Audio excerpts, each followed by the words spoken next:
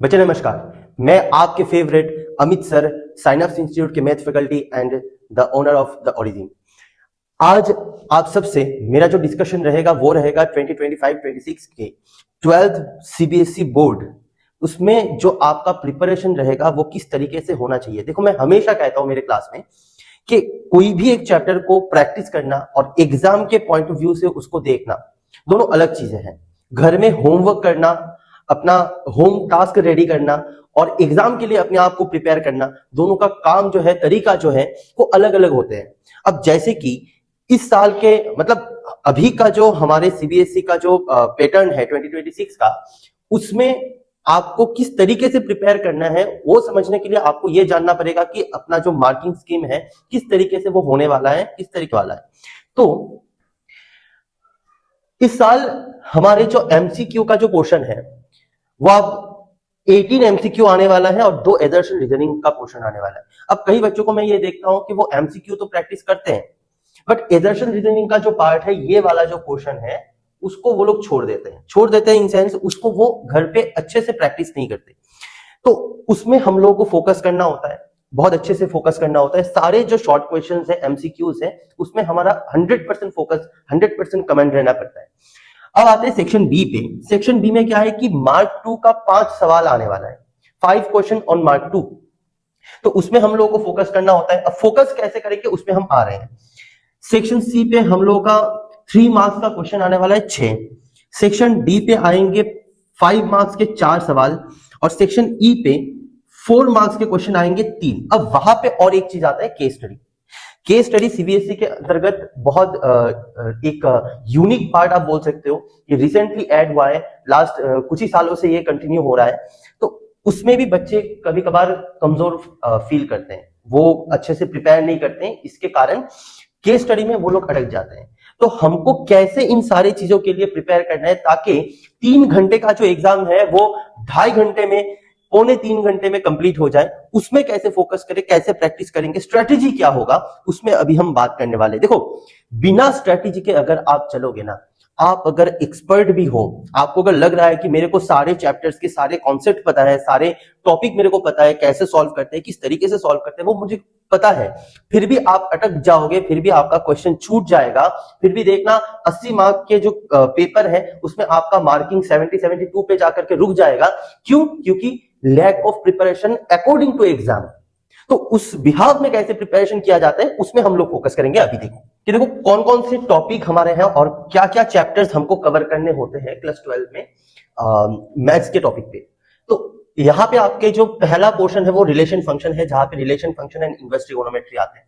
उसके बाद अलजेब्रा आता है मैट्रिक्स डिटरमिनेंट को लेकर के। कैलकुलस में 5 टॉपिक्स है, आप अगर एनसीईआरटी के तरफ से देखोगे तो vector and 3D, LPP and probability. अब देखो कहां कहां पे कितना मार्क्स दिया गया। रिलेशन फंक्शन में 8 मार्क्स, एल्जेब्रा के जो टॉपिक है वहां पे आपको मिलेगा 10 मार्क्स, कैलकुलस में 35, वेक्टर 3D में 14, एलपीपी में और प्रोबेबिलिटी मिला करके 13। यहाँ पे एलपीपी में आपको 5 मार्क्स मिलते हैं, प्रोबेबिलिटी पे आपको 8 मार्क्स मिलेंगे। तो दोनों को मिला करके आपको 13 मार्क्स यहां से मिलते हैं। तो अगर आप हाई वेटेज वाले टॉपिक को पकड़ना चाहते हो, मैं देखो यहाँ पे जो वीडियो है वो किसी इंडिविजुअल टाइप के स्टूडेंट के लिए नहीं है। ये वीडियो आपके, अगर आप 80 आउट ऑफ 80 मतलब 100% स्कोरर हो तब भी आपके लिए ये वीडियो है। अगर आपका जो फोकस है वो मतलब अभी आपने मैथ्स को बस अपना एक लास्ट सब्जेक्ट की तरफ से रखा है, तब भी आपके लिए ये वीडियो काम का है। तो वीडियो आपको पूरा देखना पड़ेगा अगर आपको ये पूरा कहानी समझना है। तो यहाँ पे क्या है ना कि देखो एल्जेब्रा ये वाला जो क्वेश्चन है इसमें आपको 10 मार्क्स मिल रहे हैं, जो कि बाकी जो पार्ट है उनमें देखो यहाँ पे 8 है, यहाँ पे 5। तो एल्जेब्रा का जो पोर्शन है वहां पे आपको 10 मिल रहा है, मतलब ये आपके लिए एक स्ट्रॉन्ग पार्ट हो सकता है। नेक्स्ट आ रहे हैं हम कैलकुलस पे। कैलकुलस पे सबसे ज्यादा बच्चे मिस करते हैं और यही सबसे अच्छा स्ट्रेंथ आपको प्रोवाइड करेगा। 35 मार्क्स एक पार्ट से मिल रहा है आपको। नो डाउट यहाँ पे चैप्टर्स भी ज्यादा है, बट इसको अगर आप शिद्दत से कर लेते हो ना, मैं आपको कहता हूं कि इसमें तो इस पार्ट को तो आप ले लो कि 1 से 2 दिन में ये कंप्लीट है। ठीक है, जो डिफरेंशिएबिलिटी का पोर्शन है और कंटिन्यूटी का पोर्शन है वो 1 से 2 दिन में कंप्लीट है। डेरिवेटिव्स आपको 11 पे भी पता था, 11 पे भी आप ऑलरेडी उसको किए हो। ठीक है, फिजिक्स में भी इसका यूज होता है बहुत अच्छे से, तो और मैथ्स में तो ये है ही है। ठीक है ना, तो इसमें आपके ज्यादा से ज्यादा 2 से 3 दिन का प्रिपरेशन लगेगा। एप्लीकेशन ऑफ डेरिवेटिव, इसमें देखो ये नो डाउट इसमें चैप्टर का नाम एक है बट इसमें टोटल 3 पार्ट्स हैं डिवाइडेड। एक आपका रेट ऑफ चेंज हो रहा है, रेट ऑफ चेंज, और एक आपका maximum minima, increasing decreasing function. तो ये 3 मिला करके ये एक पार्ट है। इसमें आपको ज्यादा से ज्यादा 2 से 3 दिन इसमें लग जाएंगे। तो अगर मैं पूरा पार्ट इंटीग्रेशन में आपको 2 से 3 दिन लग जाएगा, 3 दिन तो मान के चलो 3 दिन लग जाएगा। एप्लीकेशन ऑफ इंटीग्रेशन एक ही दिन का पार्ट है, डिफरेंशियल इक्वेशन एक ही दिन का। मतलब अगर आपने 10 से 12 दिन का एक टारगेट ले लिया तो आपका ये 35 मार्क्स आराम से आपके पास आ सकता है। बच्चे पता नहीं क्यों इसको थोड़ा कॉम्प्लिकेटेड ले लेते हैं, बट मैथ जो देखता हूं ना, मेरे हिसाब से 35 मार्क्स को कैरी करने के लिए 12 से 15 दिन, 12 दिन बहुत इनफ है, बहुत इनफ है। ठीक है, अगर आप एग्जाम के मॉड्यूल को देखते हो तो। अगर आप प्रैक्टिस करते हो, बहुत हाई बोल सकते हो कि थोड़ा सा कॉम्प्लिकेटेड टाइप के जो क्वेश्चंस होते हैं उनको अगर आप सॉल्व करने लग जाओ तो अलग बात है। अगर आप अपने रूट को स्ट्रॉन्ग कर रहे हो तो अलग बात। एग्जाम के पॉइंट ऑफ व्यू पे अगर आप देखोगे तो 35 मार्क्स कैरी करने के लिए 12 से 13 दिन आप मान के चलो आपका ये पार्ट कंप्लीट है। ठीक है, अब आते हैं कि next strong part, vector theory. भाई साहब इतना इजी पोर्शन है ये 14 नंबर जो है ना, मैं तो बोलता हूं कि आपको बस गिफ्ट में दे करके रखा ये आपके लिए गिफ्ट है भाई साहब, आराम से कैरी कर सकते हो। 14 नंबर कैरी करने के लिए आपको मतलब मैक्स टू मैक्स 3 से 4 दिन, 3 दिन आप मान के चलो। ठीक है, वेक्टर एक ही दिन में कवर होता है सर, एक ही दिन में वेक्टर कवर है। 3D के लिए आपको शायद ही 1 से 1.5 दिन लग जाए, मैं दोनों को मिला करके 3 दिन बोल देता हूं। तो आपका इधर से हो गया 13 दिन, इधर से हो गया आपका 3 दिन। डे वाइज प्रिपरेशन करना आपको सीखना पड़ेगा सर। आज कौन सा दिन चल रहा है, ये अगर आपके पास जनवरी के 10 तारीख से भी पहले अगर पहुंच रहा है ना, 2026 के जनवरी के 10 तारीख से पहले भी आपके पास आ रहा है, और आपका अगर बोर्ड में एक अच्छा मार्क्स कैरी करने का टारगेट है, तो मैं कह देता हूं कि ये वीडियो आपके लिए रामबाण की तरह काम करेगा सर। ठीक है, तो इसमें क्या करना है, आपको इसमें फोकस करना ही करना है। 13 दिन का टारगेट लेके चलो, पूरा चैप्टर आपको कवर हो जाएगा। यूट्यूब में बहुत सारे वीडियोस पड़े हुए हैं। अगर आप त्रिपुरा से हो, अगरतला से हो, उदयपुर से, त्रिपुरा के अगर आप हो, तो मैं तो अपना ऑफलाइन क्लास चला ही रहा हूं। डिटेल्स आपके यहाँ पे आपके डिस्क्रिप्शन पे मिल जाएगा। क्लास अभी भी ऑन है, 2 ही चैप्टर कवर हुआ है, अभी भी ज्वाइन कर सकते हो, कोई दिक्कत नहीं है उसमें। चलो आगे बढ़ते हैं। तो 13 दिन इधर लग जाएगा, 3 दिन इधर लग जाएगा। टोटल कितने दिन हो गए सर? टोटल 16 दिन में आपका 35 और इधर से 14 नंबर, मतलब मोटा मोटी आपका 49 मार्क्स कवर है। 80 में से 49 कवर्ड, अभी कितना बाकी है? 31 ओनली, वो हो जाएगा। देखो अब कैसे। अब आते हैं नेक्स्ट वेटेज पे, इधर चलते हैं अलजेब्रा पे। मैट्रिक्स डिटरमिनेंट इतना इजी है, इतना इजी है। YouTube में वीडियोस भरे पड़े हैं और 2026 से तो मैं ही खुद ही वीडियो डालने वाला हूं। अब ये YouTube में मेरा, आप बोल सकते हो एक कमबैक है, ये मेरा कमबैक वीडियो बोल सकते हो आप। ठीक है, यहाँ पे आपके पास बस डिटेलिंग आ रहा है। 2026 में भर भर के वीडियोस में देता रहूंगा। अगर कोई भी बच्चा जो कि 2026 में 12th में आने वाला है, उसके लिए तो गोल्डन अपॉर्चुनिटी मान के चलो। और इतना ज्यादा शेयर करो ना वीडियोस को, इस वीडियो को इतना ज्यादा फैला दो ताकि आपका जो दिक्कत हो रहा है, आपके जो जूनियर्स हैं उनको वो दिक्कत ना आए। ठीक है, चलिए, तो इसमें क्या करना है, हमको 10 मार्क्स कवर करने हैं। टाइम लेके चलेंगे ओनली 3 डेज। ठीक है, 13, 3, 16, 3, 19 दिन में आपका टोटल 59 मार्क्स कवर्ड। एग्जाम के थ्रू, एग्जाम के पॉइंट ऑफ व्यू में मैं बोल रहा हूं, एग्जाम के पॉइंट ऑफ व्यू में क्या आपका प्रिपरेशन 100% का हो या फिर अभी मतलब 10-20% का भी नहीं है, तब भी आपका इतने टाइम में इतना कवर हो सकता है। ठीक है, चलिए, तो उसके बाद जाते, देखो रिलेशन फंक्शन में ये जो इनवर्स का पोर्शन, ये बहुत सिंपल सा क्वेश्चन डालते हैं एग्जाम में। अगर आप सीबीएसई के हर एक क्वेश्चन को फॉलो करोगे तो आप देखना, इनवर्स वाला जो क्वेश्चन बहुत सिंपल डालता है। रिलेशन फंक्शन में बच्चों का हालत खराब हो जाता है, उनको वो जो ट्रांजिटिव या फिर रिफ्लेक्सिव सिमेट्री का जो क्वेश्चन है वो उन लोगों को ज्यादा बचता नहीं है। अच्छा, ये अगर हो भी जाता है तो फंक्शन का जो one on function, onto function, many one, injective, surjective, उन सारी चीजों में बच्चे उलझ जाते हैं। तो मैं थोड़ी देर के लिए जिनका प्रिपरेशन इसमें कम है, मैं इसको थोड़ा सा साइड करता हूं, क्योंकि इसमें ज्यादा वो मार्क्स नहीं आता, 3-4 मार्क्स इतना ही आता है, उससे ज्यादा नहीं आता। इनवर्स से ज्यादा आ जाता है। ठीक है, और ये ट्रिगोनोमेट्री का है, बहुत सिंपल सा क्वेश्चन आता है, आप एक बार चेक कर लेना। ठीक है ना। फिर भी अगर कोई बच्चा मान के चलता है कि मैं दोनों को कवर करूंगा, तो मैं गारंटी के साथ कहता हूं कि इसमें आपको 3 दिन से ज्यादा टाइम नहीं लगेगा। सिर्फ इन्वेस्ट करोगे तो 1 दिन, दोनों को करोगे तो 3 दिन लग जाएगा। 3 दिन में कंप्लीट है सर, ठीक है। चलिए अब नेक्स्ट आते हैं। वेक्टर 3D तक कंप्लीट है, ये कंप्लीट है, ये कंप्लीट, ये कंप्लीट, एक ही पार्ट बाकी है। पता है एलपीपी में कितना टाइम लगता है? सारे चैप्टर में तो 1 दिन मिनिमम लगी जाता है ना। एलपीपी में कितना टाइम लगता है ये पता है आपको? एलपीपी में टोटल टाइम लग जाता है आधा दिन, 1 दिन भी नहीं लगता, आधा दिन में एलपीपी खत्म है भाई साहब। और क्या चाहिए बताओ, कितना सिंपल है। अब आते हैं प्रोबेबिलिटी में। अच्छा, प्रोबेबिलिटी में यहाँ पे जो कॉन्सेप्ट है वो कॉन्सेप्ट अब बोल सकते हो 10th का या फिर 11th का जो कॉन्सेप्ट है उससे थोड़ा सा डिफरेंट, थोड़ा ज्यादा नहीं, थोड़ा एकदम रिलैक्स वाला डिफरेंस है, प्रेशर लेने वाला डिफरेंस नहीं है, ठीक है। यहाँ पे कुछ इंडिपेंडेंट इवेंट्स वगैरह आते हैं, सिंपल आता है। उसमें एक पोर्शन आता है बायस थ्योरम, ठीक है, जिसको बहुत सारे लोग बेस थ्योरम भी कहते हैं। तो बायस थ्योरम में क्या होता है ना, उसमें से 4 मार्क्स का क्वेश्चन परमानेंट है, आएगा ही, एकदम आप लिख के ले लो, आएगा। तो ये प्रोबेबिलिटी और एलपीपी मिला करके फिर भी मैं आपको 4 दिन का टाइम लेता हूं। आधा दिन को मैं 1 दिन मान लेता हूं और प्रोबेबिलिटी में आपको मैं सीखने के और प्रैक्टिस करने के लिए 3 दिन में लगा देता हूं, ठीक है। तो टोटल अगर आप डेज काउंट करोगे, सर मेरा जो मेन मकसद है आपको दिन गिनवाना कि कितने दिनों में आप ये पूरा कवर कर सकते हो, कितने दिनों में, मैक्स टू मैक्स, ठीक है। मैं आपको एक बार डे काउंट कराता हूं।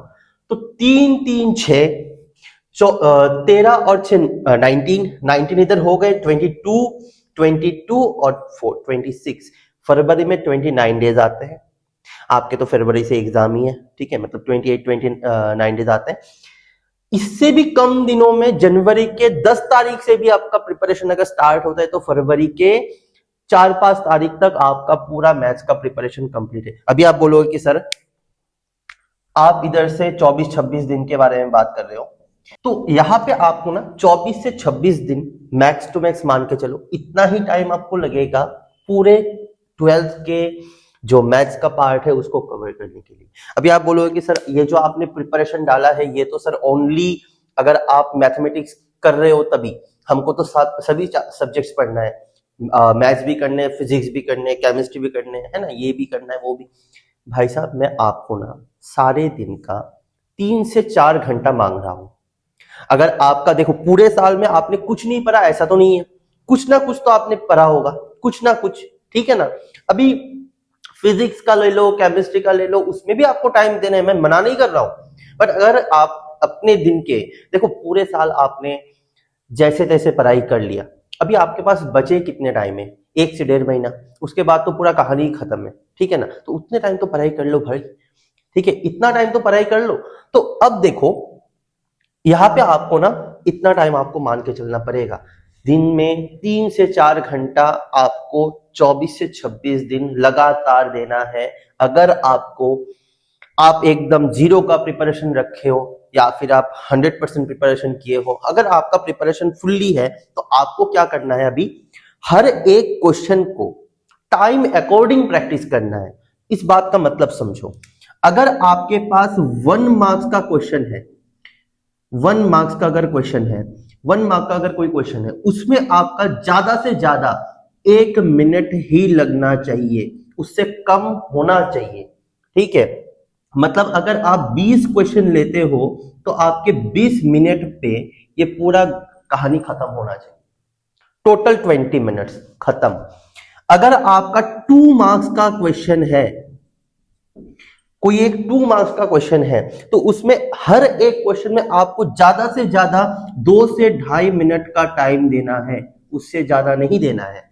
अब 2 मार्क्स के कितने क्वेश्चन आने वाले एग्जाम में आपने पहले थोड़ा देखा ही होगा, मैंने बोल के रखा है। तो 2 मार्क्स के आपके टोटल 6 क्वेश्चन आने वाले हैं। सोना नहीं 2 मार्क्स जाने कोड़ा আসলো 21 22 23 24 25 फास्टा। तो 2 मार्क्स के आपके टोटल 5 सवाल आने वाले हैं, टोटल 5 सवाल आने वाले हैं। तो टोटल टाइम कितने लग जाएंगे, 12.5 में 13 मिनट मान के चलता हूं। देखो कितना इजी है कैलकुलेट करना, अगर उसके बाद भी 10 मिनट बढ़ जाता है तब भी आपको कोई दिक्कत नहीं होगा, अगर आपका प्रैक्टिस इस तरीके से होता है तो। ठीक है, आपके पास अगर 3 मार्क्स के क्वेश्चन में लेके चलता हूं, 3 मार्क्स के, तो 3 मार्क्स के हर एक क्वेश्चन के लिए आप 4 मिनट रख दो, 4 मिनट हर एक क्वेश्चन के लिए, 4 से 5 मिनट में 4 मिनट मान के चलता हूं आप 4 मिनट। 3 मार्क्स के क्वेश्चन कितने आते हैं? 6 क्वेश्चन आ जाते हैं एग्जाम में। कितना टाइम लग जाएगा? यहां पे 24 मिनट लग जाएगा। ठीक है, 5 मार्क्स के क्वेश्चन पे आते हैं हम। 5 मार्क्स के कितने? 5 मार्क्स के एक एक क्वेश्चन के लिए मैं एवरेज 6 मिनट, 6 से 7 मिनट मान के चलता हूं। 6 मिनट, 7 मिनट ले लो, एक क्वेश्चन के लिए 7 मिनट। ठीक है, तो टोटल क्वेश्चंस कितने आएंगे? 4 क्वेश्चंस आएंगे। 4 7 28 मिनट पे आपका ये कहानी भी खत्म है। बाकी आते हैं केस स्टडी पे। केस स्टडी जो है वो 4 मार्क्स के आते हैं सर। केस स्टडी में आपके नंबर कम है, टाइम ज्यादा लगेगा, इसीलिए इसको मैं लास्ट में बोल रहा हूं। ठीक है, तो इसमें आपके 4 मार्क्स आएंगे एक एक क्वेश्चन के लिए।